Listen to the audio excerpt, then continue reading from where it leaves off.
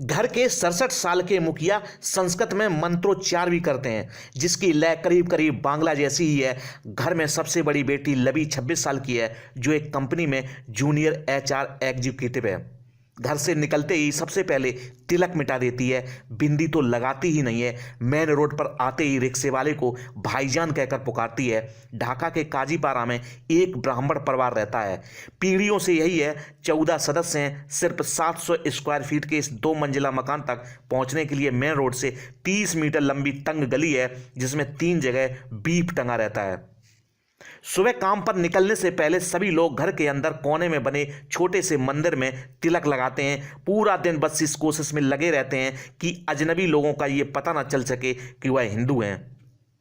यहाँ हिंदू होना अपने आप में ही एक सजा है, हिंदू लड़की होना उससे भी ज़्यादा बड़ी सजा। नमस्कार दोस्तों, मैं हूं अरुण, आपका स्वागत है हमारे चैनल ज्ञान को झटके में एक बार फिर।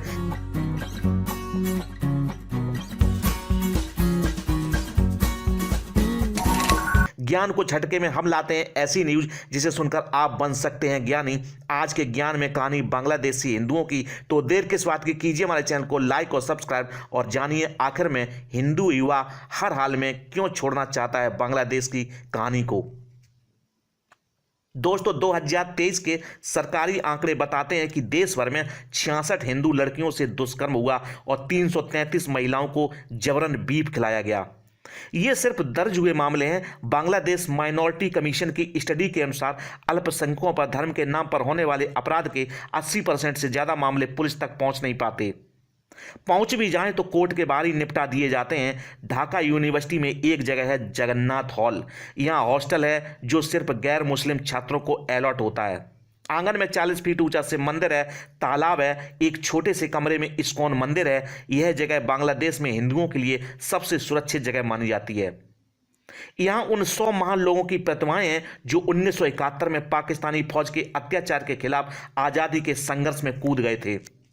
इनमें हिंदू, ईसाई और बौद्ध थे, लेकिन आज 52 साल बाद भी ये सिर्फ बुत बनकर रह गए हैं। बांग्लादेश को आज़ाद कराने के लिए इन्होंने जो कुर्बानियां दी उनका इतना भी असर नहीं है। यहाँ रहने वाले अल्पसंख्यक छात्र बेवकूफ होकर पूजा कर पाए।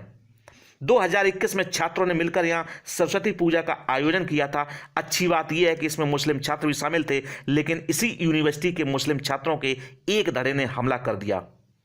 बांग्लादेश में अल्पसंख्यकों के लिए बरसों से काम कर रहे रिसर्च एंड एम्पावरमेंट ऑर्गेनाइजेशन के चेयरमैन प्रोफेसर चंदन सरकार कहते हैं कि बांग्लादेश में हिंदुओं की आर्थिक स्थिति अच्छी है, लेकिन सामाजिक स्थिति खराब है। असुरक्षा की भावना चरम पर है, हर कदम पर संघर्ष है। बांग्लादेश के कुछ हिंदू संगठन के पदाधिकारी कहते हैं कि जब हम 1971 से पहले आज़ादी की लड़ाई लड़ रहे थे, तब भी पाकिस्तानी फौज ने सबसे ज़्यादा 20 लाख हिंदुओं का कत्लेआम किया। फिर हम आज़ाद हो गए, लेकिन हिंदुओं की हत्याएं आज भी जारी हैं। हम तो ये चाहते हैं कि भारत को भी इसमें हस्तक्षेप करना चाहिए। ढाका से 100 किलोमीटर दूर एक जिला है कुमिला। यहाँ 2021 में दुर्गा पूजा के दौरान 10,000 लोगों की भीड़ ने हिंदुओं के घरों, दुकानों और मंदिरों को निशाना बनाया था। 6 लोग मार डाले थे, सैकड़ों लोग घर छोड़कर भाग गए थे। हालात ऐसे हुए कि केंद्रीय बल तैनात करने पड़े। यहाँ के टॉप पुलिस अफसरों को हटा दिया गया।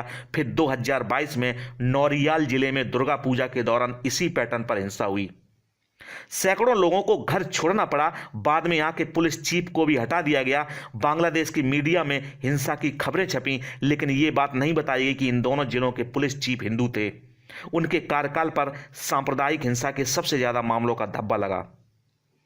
कुमिला और नौरियल में जो घटनाएं हुई, उनमें यह बात गौर करने वाली बात है कि हिंसा के लिए उकसाने से पहले हिंदुओं पर ईश निंदा के आरोप लगाए गए थे। पुलिस अफसरों पर हिंदुओं का साथ देने के आरोप लगाए गए। इसलिए इन जिलों में चरमपंथी अपने मंसूबों में सफल रहे। आज आपने जाना बांग्लादेशी हिंदुओं की कहानी को। अब हम विदा लेते हैं, फिर हाजिर होंगे एक नए ज्ञान के साथ। आप क्या सोचते हो आज के ज्ञान के बारे में, कमेंट बॉक्स में कमेंट करके जरूर बताएं। और अगर मेरे द्वारा दी गई स्टोरी आपको अच्छी लगती है तो मेरे चैनल को लाइक, शेयर और सब्सक्राइब करना ना भूलें। धन्यवाद।